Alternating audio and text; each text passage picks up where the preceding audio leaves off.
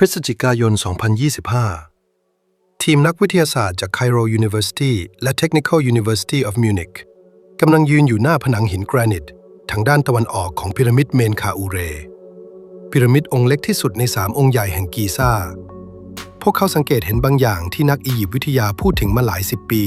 แต่ไม่มีใครพิสูจน์ได้บนผนังหินแกรนิตมีพื้นที่ขนาดประมาณ 4x6 เมตรที่ถูกขัดเกลาเรียบผิดปกติเรียบเหมือนกับพื้นที่รอบๆทางเข้าหลักทางทิศเหนือแต่ทางเข้าทิศเหนือมีอยู่จริงส่วนทิศตะวันออกนี้ไม่มีทางเข้าหรือเปล่า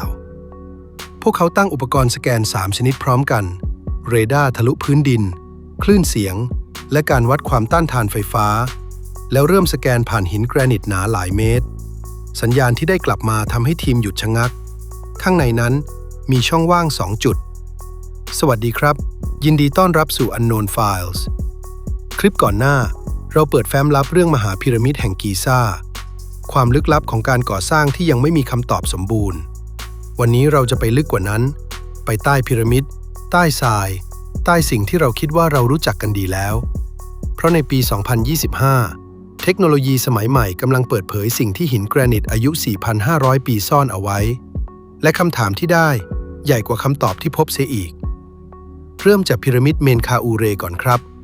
เมนคาอูเรเป็นฟาโรห์แห่งราชวงศ์ที่ 4 ของอียิปต์โบราณครองราชย์ประมาณ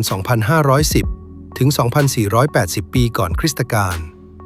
พีระมิดของพระองค์เป็นองค์เล็กที่สุดใน3องค์ใหญ่แห่งกีซ่าสูงราว 61 เมตรเทียบกับพีระมิดคูฟูที่สูงกว่า 138 เมตรแต่ขนาดไม่ได้หมายความว่ามีความลึกลับน้อยกว่าปริศนาแรกของเมนคาอูเรอยู่ที่ผนังด้านตะวันออก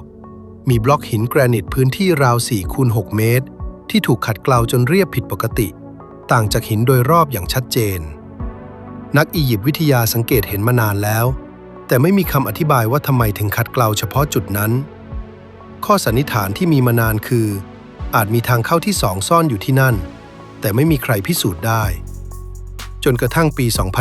2025 ทีมวิจัยนำโดยคาลิด เฮลาวจาก Cairo Universityร่วมกับ Technical University of Munich ซึ่งเป็นส่วนหนึ่งของโครงการสแกนพีระมิดใช้เทคนิค3อย่างพร้อมกันในการสแกนอย่างแรกคือ ERT หรือ Electrical Resistivity Tomography ส่งกระแสไฟฟ้าผ่านหินแล้วดูว่าความต้านทานเปลี่ยนแปลงตรงจุดไหนเพราะช่องว่างที่เต็มด้วยอากาศจะต้านทานไฟฟ้าต่างจากหินทึบอย่างที่2คือ GPR หรือ Ground Penetrating Radar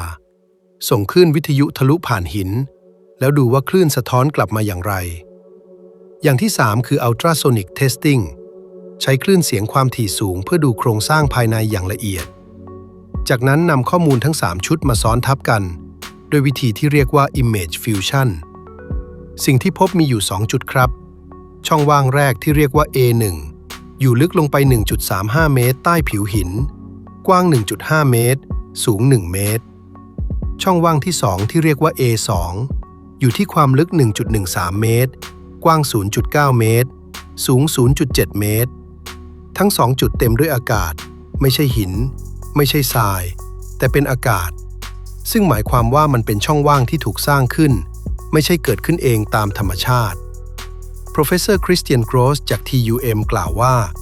สมมุติฐานเรื่องทางเข้าที่2นั้นน่าเชื่อถือมากและผลการศึกษานี้พาเราก้าวเข้าใกล้การพิสูจน์ขึ้นอีกขั้นหนึ่งแต่นั่นคือแค่เมนคาอูเรครับถ้าย้ายไปมองทั้งที่ราบกีซ่าสิ่งที่ซ่อนอยู่ข้างใต้นั้นอาจใหญ่กว่าที่ใครจะจินตนาการได้ในปี 2017 โครงการสแกนพีระมิดใช้เทคโนโลยีที่เรียกว่า Muon Radiography ซึ่งอาศัยอนุภาคมูออนจากรังสีคอสมิกที่ทะลุผ่านหินได้ในลักษณะที่ต่างกันตามความหนาแน่นค้นพบสิ่งที่เรียกว่า Big Void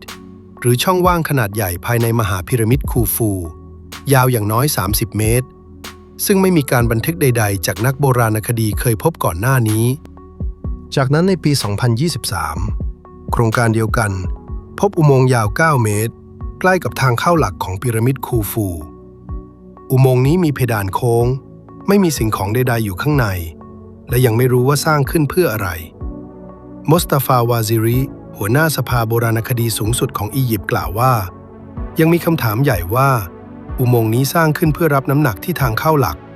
หรือเพื่อรับน้ำหนักของพื้นที่อื่นที่ยังไม่ถูกค้นพบ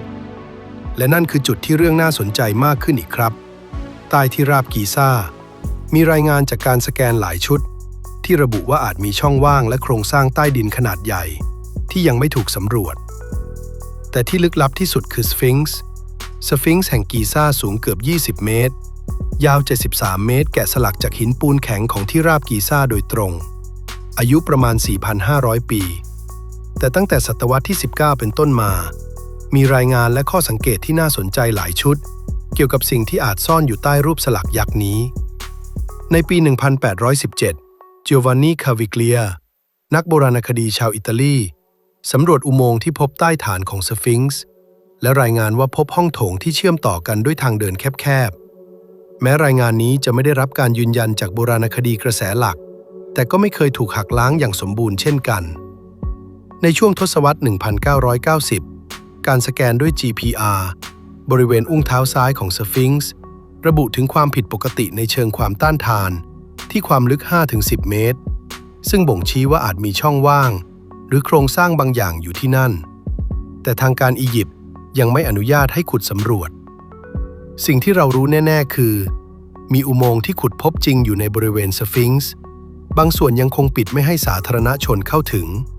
และยังมีส่วนของที่ราบกีซ่าอีกมากที่ไม่เคยถูกขุดสำรวจอย่างละเอียดเลยและทั้งหมดนี้อยู่ภายใต้ข้อจำกัดเดียวกันครับกฎหมายอียิปต์ห้ามการขุดค้นทำลายโครงสร้างใดๆที่กีซ่าดังนั้นนักวิทยาศาสตร์ทุกทีมต้องทำงานด้วยวิธีที่ไม่ทำลาย non-destructive testing เท่านั้นซึ่งหมายความว่าแม้จะรู้ว่ามีช่องว่างอยู่ในพีระมิดเมนคาอูเรก็ยังไม่สามารถเจาะผ่านเข้าไปดูได้คำถามคือถ้าไม่สามารถขุดได้แล้วจะรู้ได้อย่างไรว่าข้างในมีอะไรคำตอบคือเทคโนโลยีที่ก้าวหน้าขึ้นเรื่อยๆ Muon Radiography ที่ใช้อนุภาคจากรังสีคอสมิก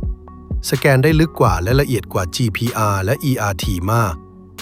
โครงการ SCIDEP ในปี 2025 กำลังพัฒนาอุปกรณ์ที่สามารถสแกนโครงสร้างภายในพีระมิดคาเฟรจากภายในห้องของกษัตริย์ได้ซึ่งถ้าสำเร็จจะเปิดมิติใหม่ของการสำรวจโดยสมบูรณ์นักโบราณคดีหลายคนเชื่อว่าในอีก 10-20 ปีข้างหน้าเราจะเข้าใจโครงสร้างภายในของพีระมิดกีซ่าได้ดีพอๆกับที่เราเข้าใจอาคารที่เราสร้างเองในปัจจุบันแต่สิ่งที่นักโบราณคดีส่วนใหญ่เห็นตรงกันคือยังมีอะไรอีกมากที่รอการค้นพบช่องว่าง2 จุดในเมนคาอูเรที่พบในปี 2025 อาจเป็นทางเข้าที่2อาจเป็นพื้นที่เก็บรักษาสิ่งของหรืออาจนำไปสู่ห้องที่ไม่มีใครเคยเหยียบมาก่อนในรอบ 4,500 ปีบิ๊กวอยในคูฟูที่พบปี 2017 ยาว 30 เมตรยังไม่มีคำอธิบายว่าสร้างขึ้นเพื่ออะไรอุโมงค์ 9 เมตรที่พบปี 2023 ยังไม่รู้ว่านำไปที่ไหนและใต้อุ้งเท้าของสฟิงซ์